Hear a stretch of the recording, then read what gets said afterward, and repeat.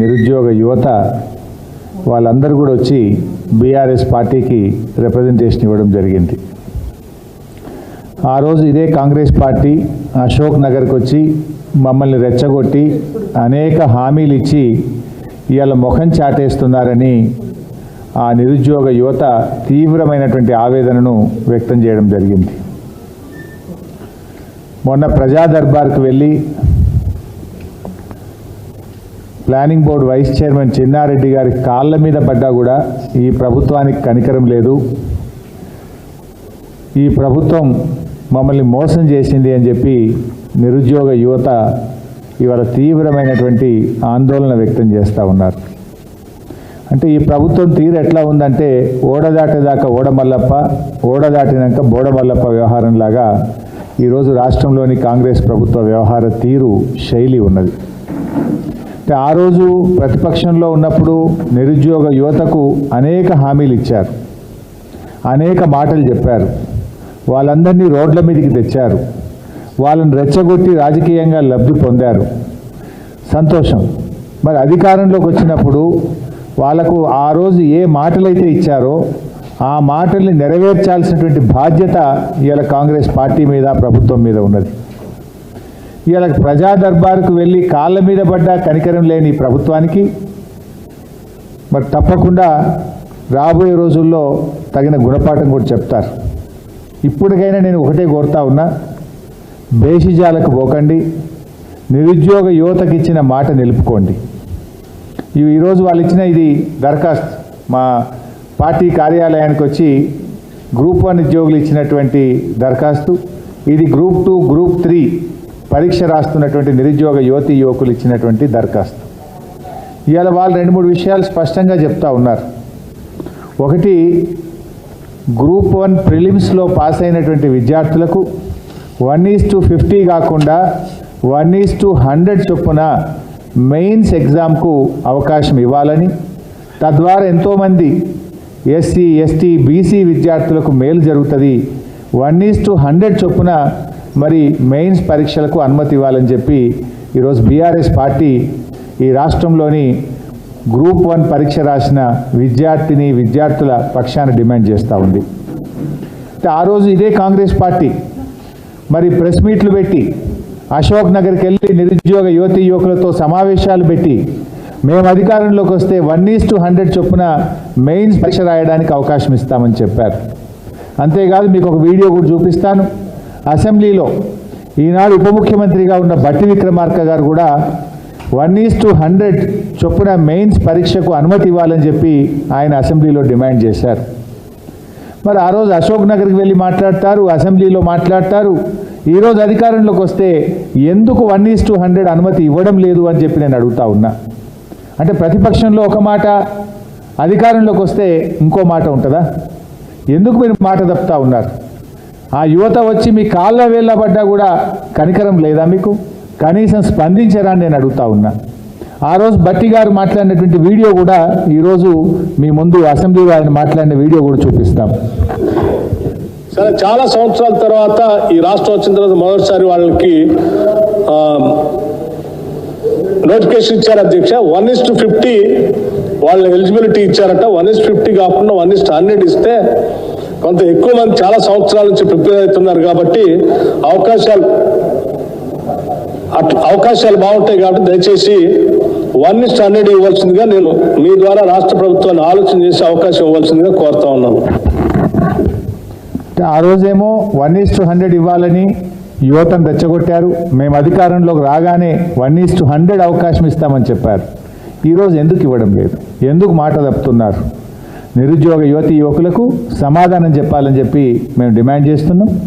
రెండవది, ఈరోజు వాళ్ళు ఇంకొక బ్యాచ్ కూడా గ్రూప్ 2, గ్రూప్ 3 ఉద్యోగాలకు సంబంధించి కూడా బీఆర్ఎస్ పార్టీకి దరఖాస్తు ఇచ్చారు. ముఖ్యంగా దీంట్లో ఆ రోజు అశోక్ నగర్కి వెళ్ళి గ్రూప్ 2 ఉద్యోగాలు అప్పటి బీఆర్ఎస్ ప్రభుత్వం తక్కువగా నోటిఫై చేసింది. గ్రూప్ 3 ఉద్యోగాలు చాలా తక్కువగా నోటిఫై చేశారు. రాష్ట్రంలో చాలా ఖాళీలు ఉన్నాయి. మేము అధికారంలోకి వస్తే గ్రూప్ 2లో మరో 2000 ఉద్యోగాలు అదనంగా కలిపి పరీక్ష పెడతామన్నారు. గ్రూప్ 3లో మరో 3000 ఉద్యోగాలు అదనంగా కలిపి పరీక్షలు పెడతామని చెప్పి ఆ రోజు హామీ ఇచ్చారు. కానీ ఈరోజు పిల్లలు వెళ్ళి అడిగితే ఏమంటున్నారంటే ఇప్పుడేం అవకాశం లేదు, అన్ని పోస్టులు ఖాళీ లేవు అని మొహం చాటేస్తున్నారు సార్.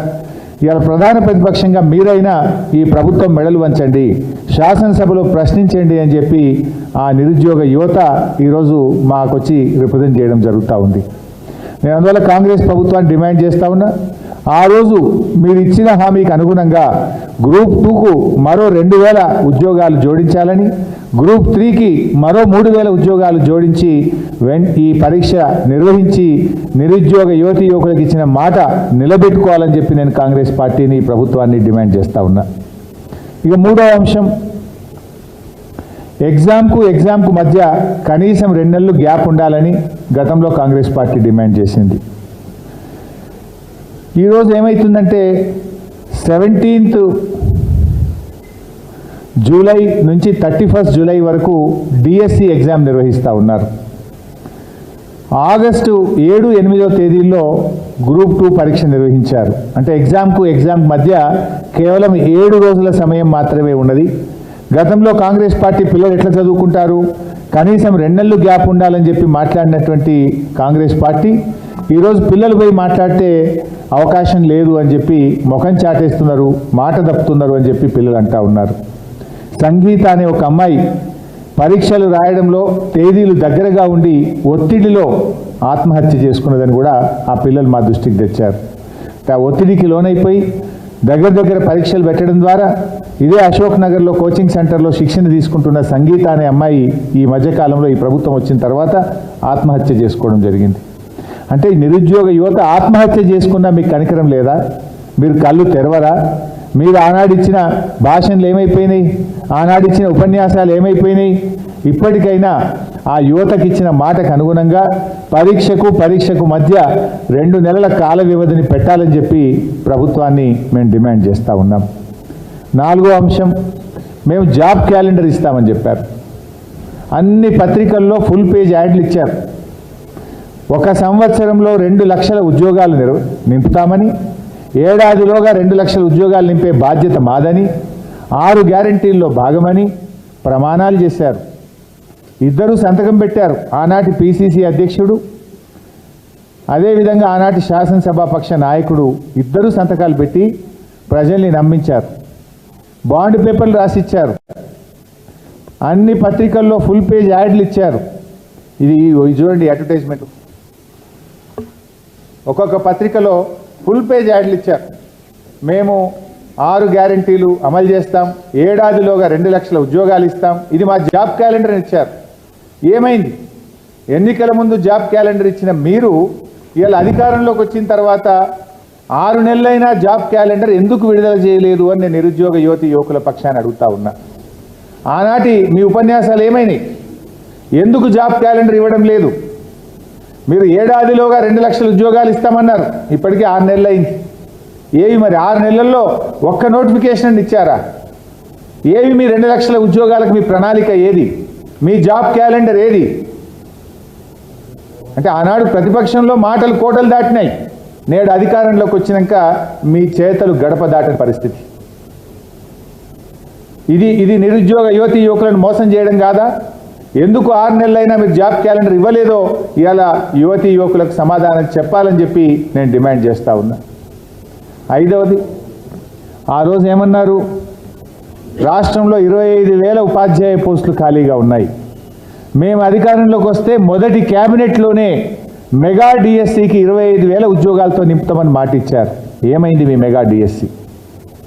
ఇవాళ ఎందుకు 11,000 ఉద్యోగాలకే పరిమితం చేశారు? ఆనాడు 25,000 ఖాళీలు ఉన్నాయని చెప్పిన మీరు ఇవాళ మెగా డిఎస్సిని 11,000కే ఎందుకు పరిమితం చేశారు? ఇచ్చిన మాట ప్రకారంగా ఉపాధ్యాయ ఉద్యోగాలను 25,000కు పెంచి మెగా డిఎస్సిని మరి నిర్వహించాలని చెప్పి బీఆర్ఎస్ పార్టీ డిమాండ్ చేస్తూ ఉంది. ఇవాళ ఈ రాష్ట్రంలోని నిరుద్యోగ యువకుల పక్షాన ఇవాళ ఈ రాష్ట్ర ప్రభుత్వం ముందు 5 డిమాండ్లు సూటిగా పెడతా ఉన్నాం. ఈ 5 డిమాండ్లు కూడా మీరు రాతపూర్వకంగా ఇచ్చిన హామీలు, మీరు నిరుద్యోగ యువకులకు మీ ఉపన్యాసాలలో ఇచ్చిన హామీలు. ఇవన్నీ కూడా మీరు ప్రజలకు ఇచ్చిన హామీలు అడుగుతున్నాం, మేము కొత్త డిమాండ్లు ఏం పెట్టడం లేదు. సో డిమాండ్ నెంబర్ 1, గ్రూప్ 1లో 1:100 చొప్పున మెయిన్స్ పరీక్షలకు పిల్లల్ని అనుమతించాలి.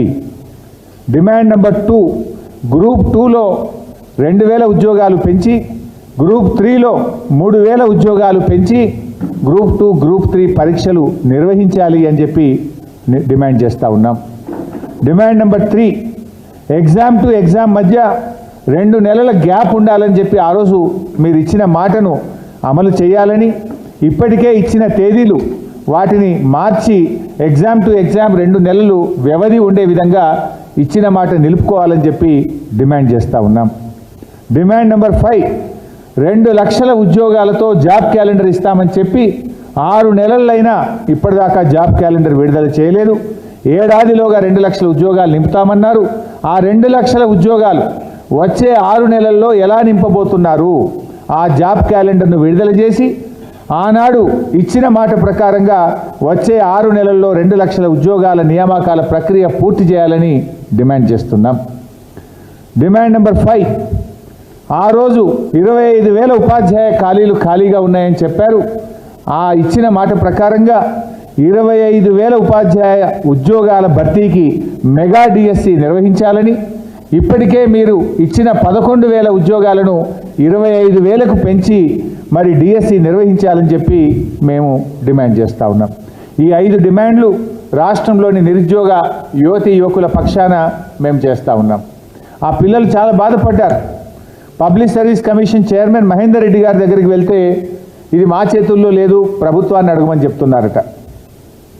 ఇవాళ 2 months గ్యాప్ విషయంలో కానీ, పోస్టులు పెంచే విషయంలో కానీ పిల్లలు వెళ్ళి చైర్మన్ గారిని అడిగితే ఇది మా చేతుల్లో లేదు, ప్రభుత్వాన్ని అడగమంటున్నారట. ప్రభుత్వ పెద్దల దగ్గరికి వెళ్ళి కాళ్ళ వేళ్ళ పట్టినా వాళ్ళు స్పందించడం లేదని బాధపడుతున్నారు. ప్రొఫెసర్ కోదండరామ్ గారి ఇంటికి కూడా వెళ్ళాం. సార్ మీరు ఆ రోజు మీరు మాట ఇచ్చారు, గ్రూప్ 2, గ్రూప్ 3 ఉద్యోగాలు 2,000, 3,000కు పెంచుతామని మీరే కదా ఆ రోజు మా దగ్గరికి వచ్చి చెప్పారు. మీరే కదా ఆ రోజు రేవంత్ రెడ్డి గారి ఇంటికో బట్టి విక్రమార్క గారి ఇంటికి మమ్మల్ని పంపారు. మళ్ళీ ఇవాళ మీరే బాధ్యత తీసుకొని మాకు ఆ ఉద్యోగాలు ఇప్పించాలని కోదండరామ్ గారి దగ్గరికి వెళ్తే మాకు స్పందన దొరకడం లేదని ఆ పిల్లలు వాపోతూ ఉన్నారు. అందువల్ల నేను కోదండరామ్ సార్ని కూడా కోరుతా ఉన్నా, ఆ రోజు మీరు నిరుద్యోగ యువతి యువకులకు ఎన్నో ఆశలు కల్పించారు. మరి మీ మీద నమ్మకం కొద్దీ వాళ్ళు కాంగ్రెస్ పార్టీకి మీరు ఓట్లు వేయించారు, ప్రచారం చేయించారు. మరి ఈరోజు ఆ బాధ్యత తీసుకోండి. ఆ రోజు నిరుద్యోగ యువతి యువకులకు మీరు ఇచ్చిన బాధ్యత ఈరోజు తీసుకోవాలని కోదండరామ్ గారిని కోరుతా ఉన్నా. ఎందుకంటే మీ మీద ఉన్న గౌరవం కాపాడుకోండి. ఇలా గ్రూప్ 2 ఉద్యోగాలు 2,000 యాడ్ చేయండి, గ్రూప్ 3లో 3,000 యాడ్ చేయండి. అదేవిధంగా 1:100లో గ్రూప్ 1 ఉద్యోగాలకు అవకాశం ఇవ్వండి. మీరు చెప్పారని పిల్లలు చెప్తున్నారు, అది స్టాట్యూటరీ బాడీ, అవకాశం లేదని మీరు చెప్తున్నారు. మరి ఆ రోజు మీకు తెలియదు అది స్టాట్యూటరీ బాడీ అని? ఆ రోజు మీరు 1:100 అవకాశం ఇస్తామని మీరే కదా ఈ పిల్లల్ని రెచ్చగొట్టారు. ఇప్పుడు మహేందర్ రెడ్డి గారి దగ్గరికి వెళ్తేనేమో ప్రభుత్వాన్ని అడగమంటారు, ప్రభుత్వం దగ్గరికి వెళ్తేనేమో అది స్టాట్యూటరీ బాడీ అని ఒకరి మీద ఒకరు చెప్పి పిల్లలకి ఇలా అన్యాయం చేస్తూ ఉన్నారు. దీని మీద తక్షణమే స్పందించాలని, ఈ 5 డిమాండ్లను మీరు వెంటనే ఆమోదించి ఈ రాష్ట్రంలోని నిరుద్యోగ యువతి యువకులకు మేలు చేయాలని, ఇచ్చిన హామీ నిలబెట్టుకోవాలని బీఆర్ఎస్ పార్టీ డిమాండ్ చేస్తుంది. ఒకవేళ మీరు స్పందించకపోతే తప్పకుండా రాబోయే రోజుల్లో ఈ రాష్ట్రంలోని నిరుద్యోగ యువతి యువకుల మధ్య వాళ్ళ పక్షాన పెద్ద ఎత్తున ప్రజా పోరాటానికి కూడా శ్రీకారం చుడతాం. వాళ్ళకు న్యాయం జరిగేదాకా వాళ్ళకు వెన్నంటి ఉంటామని చెప్పి ఈ ప్రభుత్వాన్ని హెచ్చరిస్తూ ఉన్నాం. మొదటి అంశం అయిపోయింది భాయ్ సాబ్, మరి 3 న్యాయం చేయాలి మిత్రమా. అన్నీ మరి చాలా పబ్లిక్ ఇష్యూస్ మాట్లాడుతున్నాను నేను. I request you to please do justice. ఇక రెండో అంశం, రాష్ట్రంలో ప్రభుత్వం ఏర్పడి 6 నెలలైంది. ఆ రోజేమో డిసెంబర్ 9వ తేదీ మొదటి రోజే 6 గ్యారెంటీలు అమలు చేస్తామన్నారు. ఇక ప్రచారంలో అయితే ఊరూరా ఉదరగొట్టినారు. కానీ కాంగ్రెస్ నేతలు నేడు పాలకులుగా మారిన తర్వాత కనీసం వాటి ఊసే ఎత్తుతలేరు. ఇలా పరిస్థితి ఏంటంటే గ్రామాల్లో ఒక ప్రజాప్రతినిధిగా మేము ఊళ్ళలో తిరిగినప్పుడు పాపం అవ్వా తాతలు వచ్చి బిడ్డ ఏప్రిల్ నెల పింఛన్ పడలేదు అని అడుగుతున్నారు. బిడ్డ మే నెల పింఛన్ రాలేదు అంటున్నారు. కేసీఆర్ ఉండగా నెల నెలా పింఛన్లు వస్తుంటే బిడ్డ బ్యాంకు చుట్టూ తిరిగి తిరిగి అలసిపోతున్నాము, బ్యాంకు దగ్గరికి పోతే పోస్ట్ ఆఫీస్ దగ్గరికి పోతే ఇంకా పింఛన్ వాళ్ళేది పో అంటున్నారు. ఇది ఏంది బిడ్డ అని అడుగుతూ ఉన్నారు ఈరోజు. ఆనాడేమో అవ్వా నీ పింఛన్ ఎంత, ఇక వస్తుంది ఇందిరమ్మ రాజ్యం డిసెంబర్ 9న 4000 పింఛన్ ఇస్తామని ఉదరగొట్టిరి. ఇప్పుడు కనీసం కేసీఆర్ గారు ఇచ్చిన ఆ 2000 పెన్షన్ కూడా నెల నెల ఇవ్వని దుస్థితి ఇవాళ ఈ రాష్ట్రంలో నెలకొన్నది. ఏప్రిల్ నెల పెన్షన్ ఇంతవరకు బళ్ళే, మే నెల పెన్షన్ ఇంతవరకు బళ్ళే. ఇవాళ జూన్ 16వ తేదీ 17 అంటే ఏమైపోయింది? ఓట్లు డబ్బల పడ్డాక పార్లమెంట్ ఎన్నికలు ముగిసిన తర్వాత ఇవాళ 2 నెలల పెన్షన్ ఆగింది. రాష్ట్రంలో అనేక జిల్లాల్లో ఏప్రిల్ నెల పెన్షన్ వల్లే, మే నెల పెన్షన్ అయితే ఏ జిల్లాలో కూడా పడలేదు. ఇలా రెక్కాడితే డొక్కాడని వాళ్ళు గా 2000 రూపాయలు వస్తే ఇంత మందు గోళీలో సూదీలకో ఇంత బుక్కడి అన్నం తిని బతికేటువంటి ఆ అభాగ్యుల పట్ల ఈ ప్రభుత్వానికి ఎందుకు అంత చిన్న చూపు అని నేను అడుగుతా ఉన్నా. మీ ప్రాధాన్యత ఏంది? భర్త వదిలిపెట్టిన మరి ఒంటరి మహిళ కావచ్చు, భర్త చనిపోయిన వితంతువురాలు కావచ్చు, వికలాంగులు కావచ్చు, వృద్ధులైన పిల్లలు చూడని తల్లిదండ్రులకు ఈ ఆసరా పెన్షనే ఆసర కదా. ఆ ఆసర నుండి అవ్వాతాతల్ని ఎందుకు దూరం చేస్తున్నారు? ఆ అవ్వాతాతలకు ఇచ్చిన మాట ఎందుకు నిలుపుకోలేకపోతున్నారు? ఏమైంది? ఏప్రిల్ నెల ఎందుకు ఇప్పటిదాకా 2000 రూపాయల పెన్షన్ ఇవ్వలేదు? మే నెల ఇంకెప్పుడు ఇస్తారు అని నేను అడుగుతా ఉన్నా. ఎలక్షన్లు అప్పుడేమో జనవరిలో ఒక నెల పెన్షన్ ఎగ్గొట్టిండ్రు. దాన్ని మేము గట్టిగా డిమాండ్ చేస్తే పార్లమెంట్ ఎన్నికలు జరిగేటప్పుడు ఆ జనవరిది ప్లస్ ఆ నెలది కలిపి 2 నెలలు ఇచ్చారు. ఒక నెల ఓట్లు ఇచ్చే నెలల ఓట్లు అయిపోయినాయి, ఇప్పుడు 2 నెలల పెన్షనే పెట్టారు. ఇది ఎక్కడి మోసం? ఇలా రాష్ట్ర ప్రభుత్వాన్ని మేము డిమాండ్ చేస్తున్నాం. తక్షణమే ఆ అవ్వాతాతలకు 2 నెలల పెన్షన్ ఏప్రిల్ మే విడుదల చేయాలని చెప్పి మేము ప్రభుత్వాన్ని డిమాండ్ చేస్తూ ఉన్నాం. ఆ రోజు ఏమన్నారు? ఎన్నికల ముందు కేసీఆర్ ఒకరికే పింఛన్ ఇస్తుండు, మేము వస్తే ఇంటికి 2 పెన్షన్లు ఇస్తాం, అవ్వకిస్తాం తాతకిస్తాం. కేసీఆర్ తాతకే ఇస్తుండు, మేము అవ్వకు కూడా ఇస్తాం, ఇంటికి 2 పెన్షన్లు ఇస్తాం, మనిషికి 4000 ఇస్తాం. మరి ఏమైంది? అవ్వ పెన్షన్ ఎటువాయా, తాత పెన్షన్ ఎటువాయా, 4000 ఎటువాయా? ఏవి మీ 2 పెన్షన్లు? 6 గ్యారంటీల దరఖాస్తుల్లో మీరు అప్పుడు దరఖాస్తులు తీసుకున్నారు కొత్త పెన్షన్లకు. ఏమైనాయి దరఖాస్తులు? ఏ మూలన పడేసిండ్రు? వాటిని ఏదో ఆన్లైన్ చేస్తున్నామన్నారు, ఇది చేస్తున్నామన్నారు, ఇక వచ్చే చూసే ఇత్తిమి అంటిది. ఏమైంది? 6 నెలలైనా 2 పెన్షన్లు ఎక్కడ పోయినాయి? 6 నెలలైనా 4000 రూపాయల పెన్షన్ ఏమైంది అని అడుగుతా ఉన్నాం మేము. కాంగ్రెస్ ప్రభుత్వం పేదల ప్రభుత్వం అని చెప్తున్నారు, ప్రజాపాలన అని చెప్తున్నారు. మరి ఆచరణలో ఏమైంది నీ ప్రజాపాలన? ఏమైంది? నీ పేదల ప్రభుత్వంలో ఈ పేదలైన అవ్వాతాతలు లేరా? నీ పేదల ప్రభుత్వంలో ఒంటరి మహిళలకు వితంతువులకు చోటు లేదా? వీళ్ళు పేదలు కాదా? ఈ పేదల పట్ల ఎందుకింత నిర్లక్ష్యం అని నేను అడుగుతా ఉన్నా. ఈరోజు మీరు ఇచ్చిన హామీ ప్రకారం తక్షణమే 4000 రూపాయల పెన్షన్ ఇవ్వాలని చెప్పి నేను కాంగ్రెస్ ప్రభుత్వాన్ని డిమాండ్ చేస్తూ ఉన్నా. ఇవాళ ఎందుకంటే పక్కనున్న రాష్ట్రం ఆంధ్రప్రదేశ్లో కొత్తగా పదవీ బాధ్యతలు చేపట్టినటువంటి ముఖ్యమంత్రి గారు అక్కడ ఇచ్చిన మాట ప్రకారంగా పెన్షన్ 4000 రూపాయలకు పెంచారు. 4000 రూపాయలకు మొదటి సంతకం చేశారు. మొదటి సంతకం చేస్తేనన్నారు, మాట ప్రకారంగా చేశారు. మరి మీ మొదటి సంతకం ఏమైంది? డిసెంబర్ 9 నాడే సంతకం పెడతాం, 4000 పెన్షన్ ఇస్తామన్నారు కదా. కనీసం ఆంధ్రప్రదేశ్ను చూసైనా నేర్చుకోండి, కళ్ళు తెరవండి అని చెప్పి నేను డిమాండ్ చేస్తూ ఉన్నా. ఆంధ్రప్రదేశ్లో సాధ్యం అవుతుంది ఎట్లా, తెలంగాణలో కాదెట్లా అని చెప్పి నేను అడుగుతా ఉన్నా. ఇవాళ మీరు అక్కడ ఆంధ్రప్రదేశ్లో మనం చూసాం, పత్రికలు చదివాం మేము. 3 నెలలు retrospective effect, April May June నెలలకు సంబంధించిన 1000 రూపాయలు కలిపి, జూన్ నెలలో ఇచ్చే 4000 కలిపి 7000 రూపాయల పెన్షన్ అవ్వాతాతలకు ఒకేసారి ఇస్తున్నాం. అంటే పాత 3 నెలలు కూడా ఇస్తాం అని పాత 3 నెలలు కలిపి ఇవాళ 7000 రూపాయల పెన్షన్ను అక్కడ అవ్వాతాతలకు అందిస్తూ ఉన్నారు. మరి మీరు ఎప్పటి నుంచి ఇస్తారు? మీరు 6 నెలలైనా ఎందుకు ఇవ్వట్లేదు? ఇవాళ అందువల్ల ఇవాళ ఆంధ్రప్రదేశ్లో ఇచ్చిన విధంగా మీ ప్రభుత్వం డిసెంబర్లో వచ్చింది. డిసెంబర్ నుంచి ఇప్పటికి 6 నెలలు గడిచిపోయింది. అంటే 6 నెలల 12,000 రూపాయలు. ప్రతి అవ్వాతాతకు, రాష్ట్రంలో వృద్ధులైన పేదలకు, ఆసరా పెన్షన్దారులకు ఒక్కొక్కరికి 12,000 రూపాయలు ఈ కాంగ్రెస్ ప్రభుత్వం బాకీ పడ్డది. ఆ 12,000 ప్లస్ ఈ జూన్లో ఇచ్చే 4,000 కలిపి 16,000 రూపాయల పెన్షన్ డబ్బులు ఈ ఆసరా పెన్షన్దారులకు ఇవ్వాలని చెప్పి బీఆర్ఎస్ పార్టీ పక్షాన్ని డిమాండ్ చేస్తున్నాం. పక్కన ఆంధ్రప్రదేశ్ ఇచ్చినప్పుడు మీరు ఎందుకు ఇయ్యరు? ధనిక రాష్ట్రం అన్నారు కదా, మరి ఎందుకు మీరు 16,000 ఇవ్వరు? ఆంధ్రప్రదేశ్ ఇలా పాత బకాయిలతో కలిపి ఇవ్వగలిగినప్పుడు మీరెందుకు వెనకడుగు వేస్తున్నారు? ఎందుకు ఈ పేదల పట్ల మీరు నిర్లక్ష్యము, మరి ఈ పక్షపాతాన్ని చూపిస్తున్నారని చెప్పి నేను అడుగుతా ఉన్నా. పక్క రాష్ట్రంలో హామీ సాధ్యమైనప్పుడు తెలంగాణ రాష్ట్రంలో ఎందుకు సాధ్యం కాదు? మీరు మరి వాళ్ళని చూసైనా కళ్ళు తెరవండి, వాళ్ళని చూసైనా నేర్చుకోండి. మీరు తక్షణమే ఆ 6 నెలల పెన్షన్ బకాయిలు మరియు ఈ నెల నుంచి 4,000 రూపాయలు కలిపి అవ్వాతాతలకు ఇవ్వాలని చెప్పి మేము డిమాండ్ చేస్తూ ఉన్నాం. ఏప్రిల్ మేలో కూడా మీరు ఇంకా ఇవ్వలేదు. ఆ 2 నెలలు కూడా తక్షణమే మరి 4,000తో కలిపి తక్షణమే ఏప్రిల్ మే నెల పెన్షన్లు, పెంచిన పెన్షన్లు కలిపి ఇవ్వాలని చెప్పి కూడా మేము ఈ రాష్ట్ర ప్రభుత్వాన్ని డిమాండ్ చేస్తూ ఉన్నాం. అదేవిధంగా దివ్యాంగులు, ఇవాళ దివ్యాంగుల విషయంలో భారతదేశంలోనే అతి ఎక్కువ పెన్షన్ ఇచ్చింది కేసీఆర్ గారి ప్రభుత్వం.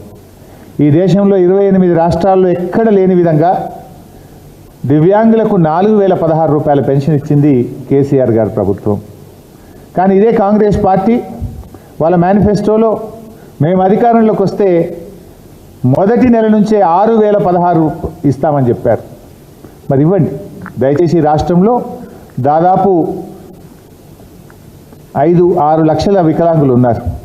వారందరికీ కూడా మీరు ఇచ్చిన మాట ప్రకారంగా 6,000 రూపాయల ఆసరా పెన్షన్ దివ్యాంగులకు కూడా అందించాలి. పక్కన ఆంధ్రప్రదేశ్ కూడా దివ్యాంగులకు 6,000 రూపాయలు చేసింది. మీరు కూడా మాట ఇచ్చారు. దాన్ని దివ్యాంగుల పెన్షన్ కూడా 6,000 రూపాయలకు కూడా పెంచి దివ్యాంగులందరినీ కూడా ఆదుకోవాలని చెప్పి రాష్ట్ర ప్రభుత్వాన్ని మేము డిమాండ్ చేస్తూ ఉన్నాం. ఇలా కేసీఆర్ గారి ప్రభుత్వం ఉన్నప్పుడు, ఆనాడు కొత్తగా మా ప్రభుత్వం అధికారంలోకి వచ్చినప్పుడు రాష్ట్రంలో 29 లక్షల పెన్షన్లు ఉండేవి.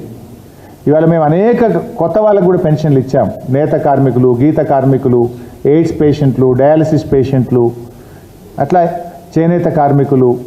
అదేవిధంగా పెన్షన్ ఏజ్ కూడా 65 సంవత్సరాల నుంచి 57 సంవత్సరాలకు తగ్గించి పెన్షన్ల సంఖ్య 29 లక్షల నుంచి 44 లక్షలకు పెంచాం. అంటే ఇచ్చిన మాట ప్రకారంగా కొత్త పెన్షన్లు కూడా చాలా పెద్ద ఎత్తున ఇచ్చాం. 2014లో పెన్షన్ల సంఖ్య 29 లక్షలు ఉంటే మేము దిగిపోయే నాటికి పెన్షన్ల సంఖ్య 44 లక్షలు. అంటే చాలా పెద్ద ఎత్తున కొత్త పెన్షన్లు ఇచ్చాం. మీరు అన్నారు ఇంటికి 2 పెన్షన్లు ఇస్తామన్నారు. చాలా సంతోషం, మేము మిమ్మల్ని అభినందిస్తాం. తప్పకుండా మీరు ఇంటికి 2 పెన్షన్లు ఇవ్వాలని కోరుతున్నాం. అవ్వకు తాతకు ఇద్దరికీ 4,000 పెన్షన్ ఇవ్వండి. ఈ ప్రభుత్వాన్ని మేము తప్పకుండా అభినందిస్తాం. మాట మీద నిలబడండి. అవ్వ తాతకు ఇవ్వండి, 4,000 పెన్షన్ ఇవ్వండి. ఇంకా ఎవరైనా పెన్షన్ రాని వాళ్లకు దరఖాస్తు పెట్టుకున్న వాళ్ళందరికీ కూడా వెంటనే పెన్షన్ ఇవ్వాలి, కొత్త పెన్షన్లు మంజూరు చేయాలని చెప్పి కూడా మేము ఈ ప్రభుత్వాన్ని డిమాండ్ చేస్తూ ఉన్నాం.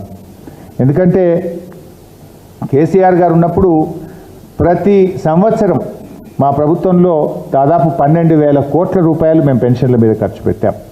ప్రతి సంవత్సరం 12,000 కోట్లు ఖర్చు పెట్టాం. మరి మీరు ఇప్పుడు 4,000 చేస్తామన్నారు, కొత్త పెన్షన్లు ఇస్తామన్నారు, 2 పెన్షన్లు ఇస్తామన్నారు. ఇవ్వండి, ఒక 25-30 వేల కోట్లు అవుతుంది. చాలా సంతోషం కదా. ఇప్పుడు 12,000ను డబుల్ ఇస్తే 24,000 అవుతుంది. కొత్త పెన్షన్లు 2 పెన్షన్లు ఇస్తే ఇంకో 10,000 పెరుగుతుంది. చాలా సంతోషం. ప్రజలు మేలు జరుగుతుంది, పేదలకు మేలు జరుగుతుంది. మాట మీద నిలబడండి. సో వెంటనే మరి సూటిగా నేను ప్రభుత్వాన్ని డిమాండ్ చేసేది, తక్షణమే మీరు పెన్షన్ను ఇచ్చిన మాట ప్రకారంగా ఆంధ్రప్రదేశ్ను చూసి బుద్ధి తెచ్చుకోండి, ఆంధ్రప్రదేశ్ను చూసి నేర్చుకోండి. 4,000 రూపాయల పెన్షన్ ఇవ్వండి, పాత బకాయిలు కలిపి ఇవ్వండి. ఏప్రిల్ మే పెండింగ్లో ఉన్నాయి. పార్లమెంట్ ఎన్నికలు ఓట్లు డబ్బాలు పడ్డాక ఇప్పటిదాకా పింఛన్ వల్లే, డబ్బాల ఓట్లు పడగానే పింఛన్ బంద్ పెట్టిండ్రు. ఆ ఇచ్చే 2,000 కూడా వస్తలేదు. తక్షణమే ఆ 2 నెలల పెన్షన్ ఇవ్వండి, పెంచిన పెన్షన్ ఇవ్వండి, బకాయిలతో ఇవ్వండి. అదేవిధంగా అన్ని పబ్లిక్ ఇష్యూస్ బై సబ్జెక్ట్ న్యాయం చేయండి. నిన్న ఆశా వర్కర్లు వచ్చి వైద్య విధాన పరిషత్ ఆఫీసు ముట్టడిచ్చినట్టుగా టీవీల్లో పేపర్లో చూశాను. రాష్ట్ర ప్రభుత్వం ఏమో ప్రతి నెల 1వ తారీఖు వేతనం ఇస్తున్నామని రోజు ఉదరగొడుతున్నారు మంత్రులు. వాళ్ళ వార్తలు చూస్తే, నేను పత్రికలో చూస్తే, మాకు 1వ తారీఖు పెన్షన్ వస్తలేదు, 18వ తారీఖు అయినా 20వ తారీఖు అయినా పెన్షన్ వస్తలేదు, మాకు 1వ తారీఖు పెన్షన్ ఇవ్వండి అని ఆశా వర్కర్లు ధర్నా చేస్తున్నారు. అంటే ఇప్పుడు మీరు చెప్తున్నది నిజమా, ఆశా వర్కర్లు చెప్తున్నది నిజమా? జీతాలు ఏమన్నది, పెన్షన్, సారీ పెన్షన్లు మాట్లాడి పెన్షన్ వచ్చినట్టుంది. ఆశా వర్కర్ల జీతాలు 1వ తారీఖు వస్తలేవని చెప్పింది నిజమా? లేదు మీరు 1వ తారీఖే ఇస్తున్నామని మీరు చెప్తున్నది నిజమా? నిజంగా మీరు 1వ తారీఖే ఇచ్చుంటే అంత దూరం నుంచి ఆశా వర్కర్లు వచ్చి ఎందుకు వైద్య విధాన పరిషత్ కార్యాలయం ముందు ధర్నా చేసినారు? సో తక్షణమే ఆశా వర్కర్లకు, హెల్త్ డిపార్ట్మెంట్లో ఎన్హెచ్ఎంలో పనిచేస్తున్న ఏఎన్ఎంలకు, ఎన్హెచ్ఎం సిబ్బందికి 2 నెలల జీతాలు పెండింగ్లో ఉన్నాయి. ఇప్పుడు ఎన్హెచ్ఎం సిబ్బందికి నేషనల్ హెల్త్ మిషన్ కింద దాదాపు 17,000 మంది ఉద్యోగులు పనిచేస్తారు. రాష్ట్రంలో 6-7 మంది ఏఎన్ఎంలు, సెకండ్ ఏఎన్ఎంలు పనిచేస్తారు. వాళ్ళకి ఇప్పుడు 2 నెలలైనా జీతం రాలే. ఒకవైపు ఏమో ప్రభుత్వం 1వ తారీఖే జీతం ఇస్తామంటున్నారు, ఇంకోవైపు ఏమో సార్ మాకు 2 నెలలైనా జీతం పడలేదు, మేము ఇల్లు కిరాయి కట్టలేకపోతున్నాం, పిల్లల స్కూల్ స్టార్ట్ అయినాయి, ఫీజులు కట్టలేకపోతున్నాం, మా జీతాలు ఇప్పియండి అని మొరబెట్టుకుంటున్నారు. ఆశా వర్కర్లు 1వ తారీఖు జీతం ఇవ్వండి అని మొరబెట్టుకుంటున్నారు. సో పెండింగ్లో ఉన్న ఎన్హెచ్ఎం ఉద్యోగులు, సెకండ్ ఏఎన్ఎంలు, ఆశాల జీతాలు వెంటనే చెల్లించాలని రాష్ట్ర ప్రభుత్వాన్ని డిమాండ్ చేస్తున్నాం.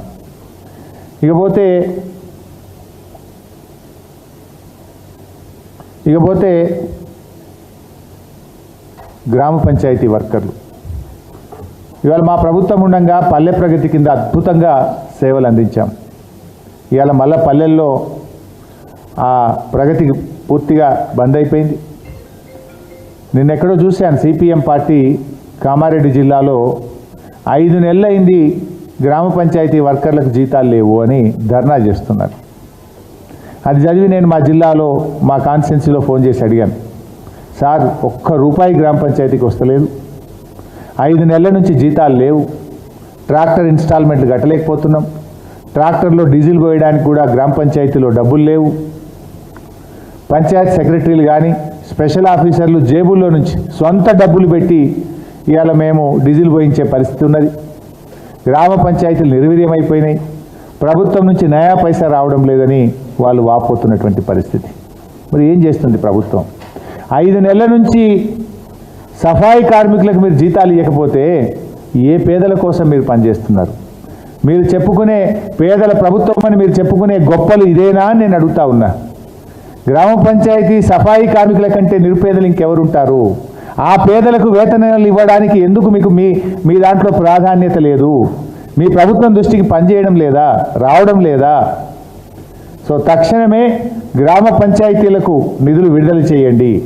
సర్పంచుల పదవీ కాలం ముగిసింది, పాపం బిల్లులు రాక వాళ్ళు కరెంటు మోటార్లు కాలిపోతే మరమ్మతు చేసినాయి కానీ, వాళ్ళ జేబుల నుంచి సఫాయి కార్మికులకు ఇచ్చిన జీతాలు కానీ రాక ఇవాళ సర్పంచులు కూడా బాధపడుతూ ఉన్నారు. 5 నెలల నుంచి 4 నెలల నుంచి అనేక గ్రామాల్లో సఫాయి కార్మికులకు జీతాలు లేవు.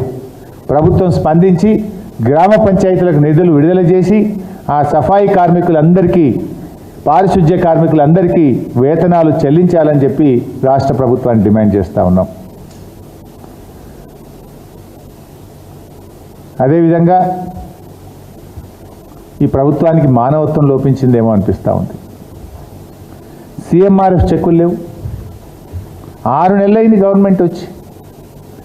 గతంలో కేసీఆర్ గారి హయాంలో చెక్కు ప్రింట్ అయింది, 65,000 చెక్కులు ప్రింట్ అయినాయి. దాని మీద కేసీఆర్ గారి బొమ్మ ఉన్నదని అవి పంచకుండా ఆపెట్టారు. అరే మీ బొమ్మ పెట్టుకొని పంచరాదని మేము వద్దంటున్నామా? గత ప్రభుత్వమే మంజూరు చేసింది. చెక్కులు ప్రింట్ అయినాయి 65,000. అవి పాపం నిరుపేదలకు అందించకుండా 6 నెలల నుంచి అనగబెట్టిండ్రు, ఆపెట్టిండ్రు. అట్లా ఒక 22,000 అప్లికేషన్లు శాంక్షన్ అయి ఉన్నాయి. ఇంకో 25,000 అప్లికేషన్లు స్క్రూటినీ కాకుండా ఉన్నాయి. ఇక మీ ప్రభుత్వం వచ్చినాక ఈ 6 నెలల నుంచి వచ్చిన దరఖాస్తులు అన్నీ ఉన్నాయి. దాదాపు ఈ రాష్ట్రంలో 150,000 మంది ప్రజలు సిఎంఆర్ఎఫ్ చెక్కుల కోసం ఎదురు చూస్తూ ఉన్నారు. ఎంతో పేదలు అప్పు తెచ్చుకొని వాళ్ళు వైద్యాన్ని తీసుకున్నారు. ప్రభుత్వం మీద ఇచ్చే సహాయం వాళ్ళకి ఎంతో కొంత ఆ కుటుంబాలకు ఉపశమనం కలిగిస్తుంది. ఇలా ఫోటో మార్చడం పేరు మీద మీ ఫోటో పెట్టుకునే దాని పేరు మీద ఇంత నిర్లక్ష్యం అవసరమా? తక్షణమే సీఎంఆర్ఎఫ్ అప్లికేషన్లన్నీ కూడా రివ్యూ చేసి ప్రాసెస్ చేసి ఎదురు చూస్తున్నటువంటి ఆ నిరుపేదలకు ఈ సీఎంఆర్ఎఫ్ చెక్కులు వెంటనే అందించాలని చెప్పి రాష్ట్ర ప్రభుత్వాన్ని మేము డిమాండ్ చేస్తూ ఉన్నాం. మరో ప్రధానమైన సమస్య అంగన్వాడీ టీచర్లు. ఒకవైపేమో 1వ తారీఖే జీతం ఇస్తున్న ప్రభుత్వం అని మీరేమో గప్పాలు కొట్టుకుంటున్నారు. అంగన్వాడీ టీచర్లు ఏమో రోడెక్కుతున్నారు. ఈ రాష్ట్రంలో 65,000 మంది అంగన్వాడీ టీచర్లు ఆయాలు ఉన్నారు. ఈ 65,000 మందికి 2 నెలల నుంచి జీతం రాలే. 2 నెలల నుంచి జీతం రాక అంగన్వాడీ టీచర్లు ఆయాలు ఆందోళన చెందుతూ ఉన్నారు. జీతాలు కట్టుకోలేక స్కూళ్ళు స్టార్ట్ అయినాయి, పిల్లలకు పుస్తకాలు కొనియాలి, బట్టలు కొనియాలి, ఫీజులు కట్టాలి, మా జీతాలు రావడం లేదని బాధపడుతున్నారు. అంగన్వాడీ టీచర్లను వివిధ రకాల పనులు చెప్పి వేధిస్తూ ఉంది ప్రభుత్వం. మీరు ఇంటింటికి పోయి నల్లా సర్వేలు చేయండి, ఇంకో పని చేయండి, మీరు థంబ్ ఇంప్రెషన్ పెట్టండి. ఇలా అంగన్వాడీ టీచర్లను ఉసురు పోసుకుంటున్నారు, ఇబ్బంది పెడుతున్నారు. కేసీఆర్ గారేమో ఏ రోజు అంగన్వాడీ టీచర్లు 10 ఏళ్లలో రోడ్డెక్కి ధర్నా చేసిన పరిస్థితి కానీ, ఏ రోజు జీతం కోసం వాళ్ళు ఎదురు చూసిన పరిస్థితి లేకుండా ఈ దేశంలోనే అత్యధిక వేతనాలు చెల్లిస్తున్న రాష్ట్రాల్లో ఒక రాష్ట్రంగా తెలంగాణ రాష్ట్రాన్ని మా అంగన్వాడీ టీచర్లను కేసీఆర్ గారు నిలిపారు. కానీ మీరేమో ఇచ్చే జీతం ఇస్తలేరు. ఓ జీతం పెంచుతామని చెప్పి మేనిఫెస్టోలో గొప్పగా చెప్పిండ్రు. అంగన్వాడీ టీచర్ల జీతం మేము పెంచుతాం, వాళ్ళకి స్కేల్ ఇస్తామని చెప్పిండ్రు. పెంచుడు మాట దేవుడెరుగు, ఇచ్చే జీతం కూడా ఇస్తలేరు. 2 నెలలే ఆ జీతం ఇయ్యక. తక్షణమే వాళ్ళ వేతనాలు చెల్లించండి. మేనిఫెస్టోలో చెప్పిన విధంగా అంగన్వాడీ టీచర్లకు ఆయాలకు వేతనాలు పెంచాలని చెప్పి రాష్ట్ర ప్రభుత్వాన్ని మేము డిమాండ్ చేస్తూ ఉన్నాం. ఇకపోతే 3rd ఇష్యూ బైసాబ్ చెప్పమంటారా లేదా ఇంకో రోజు పెట్టమంటారా? డైల్యూట్ అయిపోతుంది. నీట్ మాట్లాడేది ఉండే నాకు. ఆల్ కరెంట్ టాపిక్సే బైసాబ్ నేను మాట్లాడింది. వాళ్ళేమో జీతాలు లేక పిల్లల చదువులకు ఫీజులు కట్టలేకపోతామంటున్నారు. వీళ్ళేమో నిరుద్యోగ యువత ఆందోళన చెందుతున్నారు. ఇప్పటికే ఒక అమ్మాయి ఆత్మహత్య చేసుకున్నది. Everything is important, but kindly cover it. ఇకపోతే నీట్. ఇవాళ నీట్పై ఈ దేశంలో నీడలు కమ్ముకున్నాయి. విద్య అనేటువంటిది చాలా ముఖ్యమైనటువంటిది. ఇవాళ దేశంలో ఉన్న బీజేపీ ప్రభుత్వం యొక్క నిర్లక్ష్యం కారణంగా విద్య ఎట్లయితే సంపద బీజేపీ హయాంలో కొందరి చేతుల్లోకి పోయిందో, విద్య కూడా కొందరి చేతుల్లోకి వెళ్తున్న పరిస్థితి కనబడతా ఉంది. అత్యున్నత విలువైనటువంటి మెడికల్ విద్య ఇవాళ అంగట్లో సరుకైపోయింది. నీట్ పరీక్ష నిర్వహణ లోపం వల్ల, వాళ్ళ వైఫల్యం వల్ల ఇవాళ 24 లక్షల మంది పిల్లలు, వారి తల్లిదండ్రులు తీవ్రమైనటువంటి ఆందోళనలో ఉన్నారు. దేశవ్యాప్తంగా 24 లక్షల మంది పిల్లలు ఈ నీట్ ఎగ్జామ్ రాశారు. ఇలా వాళ్ళందరూ కూడా టెన్షన్లో ఉన్నారు.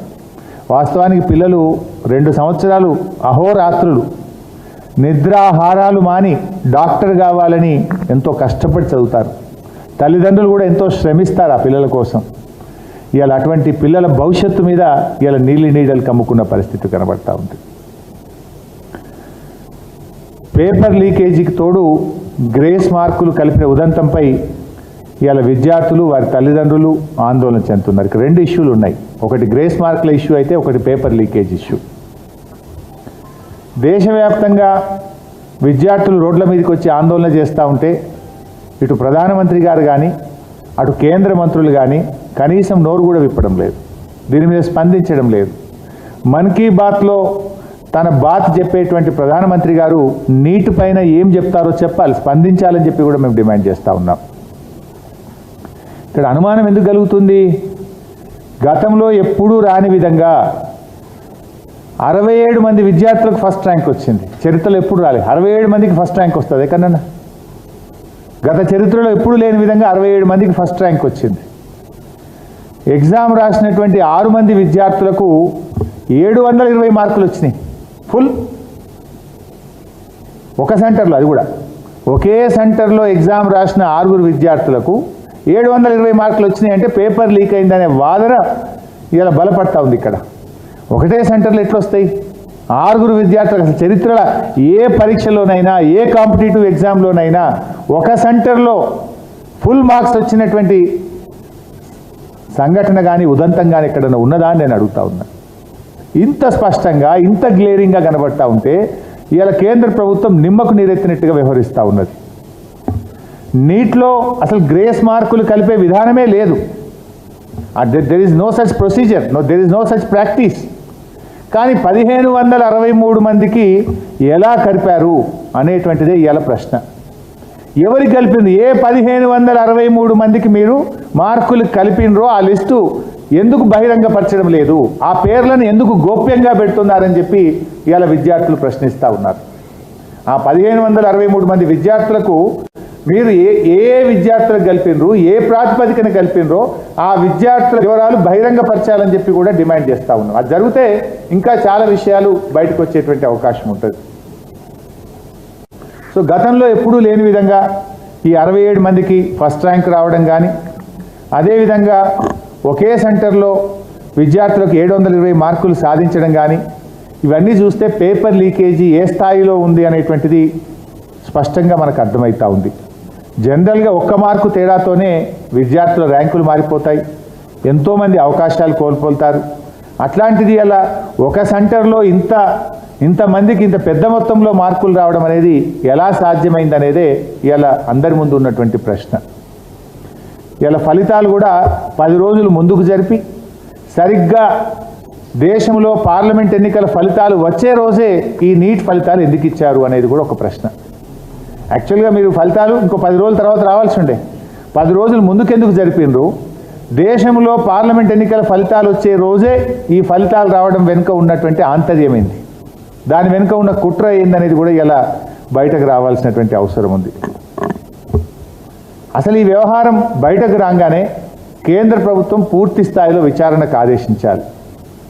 కానీ కేంద్ర ప్రభుత్వం దాన్ని ఇప్పటిదాకా పట్టించుకోలేదు. జనరల్గా ఏదైనా ప్రతిపక్షాల మీద ఓ చిన్న ఆరోపణ వస్తే లేని దానికి ఉన్నదానికి కమిషన్లు వేస్తారు, ఈడీల ఎంక్వైరీలు పెట్టారు, సిబిఐ ఎంక్వైరీలు పెట్టారు కదా. ఇంత పెద్ద 24 లక్షల మంది విద్యార్థుల భవిష్యత్తు ఆగమయ్యేటువంటి దీని మీద ఎందుకు మీరు ఇప్పటిదాకా సిబిఐ విచారణ జరపరు, ఈడీ విచారణ జరపరు? చీటికి మాటికి ప్రతిపక్షాల మీద విచారణ జరిపే మీరు ఇవాళ పేపర్ లీక్ అయింది అని ఇంత స్పష్టంగా పెద్ద ఎత్తున ఆరోపణలు వస్తుంటే, విద్యార్థులు ధర్నాలు చేస్తూ ఉంటే ఎందుకు దీని మీద విచారణ జరపడం లేదు అని చెప్పి మేము అడుగుతూ ఉన్నాం. పైగా ధర్మేంద్ర ప్రధాన్ మంత్రి గారు అంటారు అంతా సవ్యంగానే జరిగింది అని ఆయన ఇంకా ఏదో కప్పిపుచ్చే ప్రయత్నం చేస్తూ ఉన్నారు. లక్షలాది మంది విద్యార్థులు కేంద్ర ప్రభుత్వానికి ఫిర్యాదు చేసినా కూడా కేంద్ర ప్రభుత్వం దీని మీద ఇప్పటిదాకా స్పందిస్తలేదు. సుప్రీంకోర్టు జోక్యం చేసుకునేంత వరకు కేంద్ర ప్రభుత్వం ఈ అంశాన్ని పట్టించుకోకపోవడం అనేటువంటిది చాలా ఆశ్చర్యాన్ని కలిగిస్తూ ఉంది. సో సుప్రీంకోర్టు పట్టించుకున్న తర్వాత కూడా ఈ పరీక్ష నిర్వహించినటువంటి నేషనల్ అదేమంటాం కదా టెస్టింగ్ ఏజెన్సీ ఎన్టీఏ ఇంకా విచిత్రమైన సమాధానాలు చెప్తుంది. సుప్రీంకోర్టు అడిగితే ఎన్టీఏ ఏమంటది? మేము మొత్తం 1563 మందికి గ్రేస్ మార్కులు కలిపినట్టు చెప్తుండ్రు. అసలు నీట్ లాంటి చోట గ్రేస్ మార్కుల విధానమే లేదు, అది సుప్రీంకోర్టే స్పష్టంగా చెప్పింది. అయినా ఇట్లా ఎందుకు చేసినట్టు? ఇక్కడ ఆ సమాధానాలకు +4 -1 విధానం ఉండే ఈ ఎగ్జామ్లో సాధ్యం కాని విధంగా కొంతమంది విద్యార్థులకు 718, 719, 720 మార్కులు ఎట్లా వస్తూ ఉన్నాయి అంటే ఇదంతా ఒక అనుమానాస్పదంగా ఉన్నది. ఇప్పుడు ఇంకోవైపు ఏమంటారు? కేంద్ర ప్రభుత్వం కూడా ఎంత కన్ఫ్యూజన్గా మాట్లాడుతుందంటే, గ్రేస్ మార్కులు పొందిన విద్యార్థులకు గ్రేస్ మార్కులు తీసేస్తాం, వాళ్ళకి ఎగ్జామ్ పెడతామని ఒకసారి అంటున్నారు. ఇంకోసారి అసలు గ్రేస్ మార్కులు లేకుండానే ర్యాంకులు ఇస్తామని ఇంకొకసారి అంటున్నారు.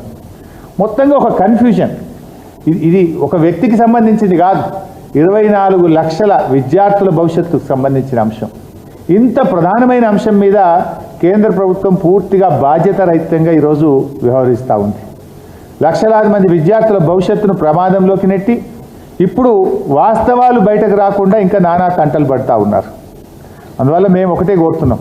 ఇలా ఇంకో విషయం ఏమొస్తుంది బయట, బీహార్లో పేపర్ లీక్ అయిందని, గుజరాత్లో పేపర్ లీక్ అయిందని పోలీసులు అరెస్ట్ చేసినట్టు కూడా వార్తలు చూస్తున్నాం. మరి పేపర్ లీకే కాకపోతే ఎందుకు అరెస్టులు చేస్తున్నారు? పతాక శీర్షికలో జాతీయ పత్రికల్లో వార్తలు వస్తున్నాయి, 30 లక్షల రూపాయలకు ఒక్కొక్క పేపర్లు అమ్ముకున్నట్టు.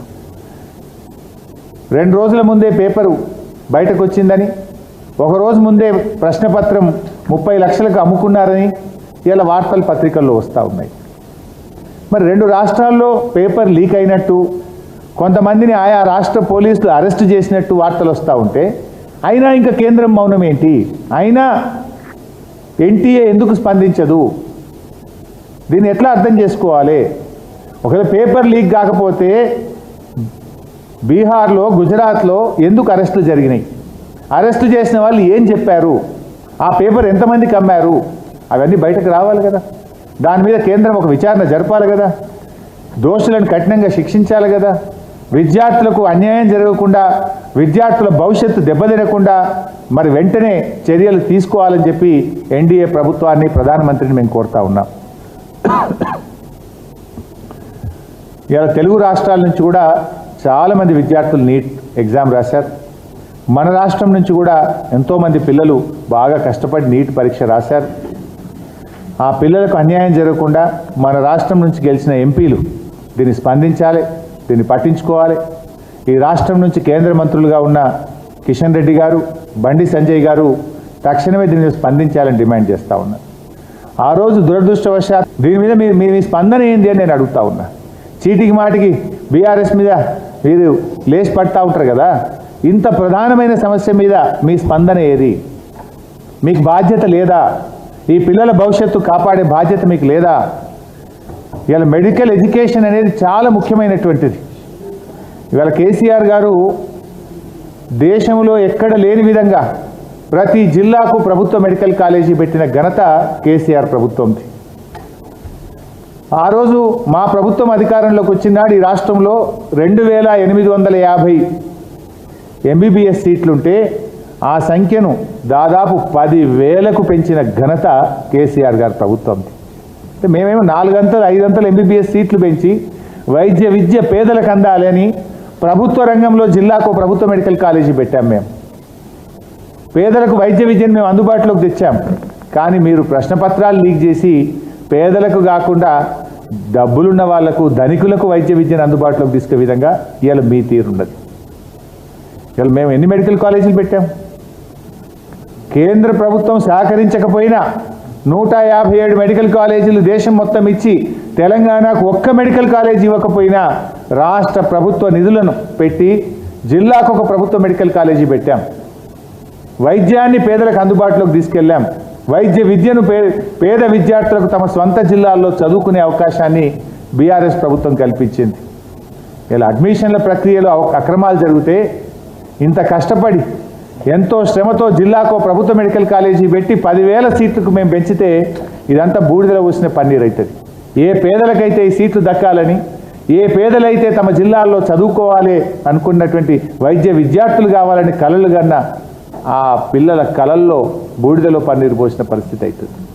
అందువల్ల ప్రభుత్వం స్పందించి ఈ అక్రమాలను అరికట్టాలని చెప్పి తక్షణమే డిమాండ్ చేస్తూ ఉన్నాం.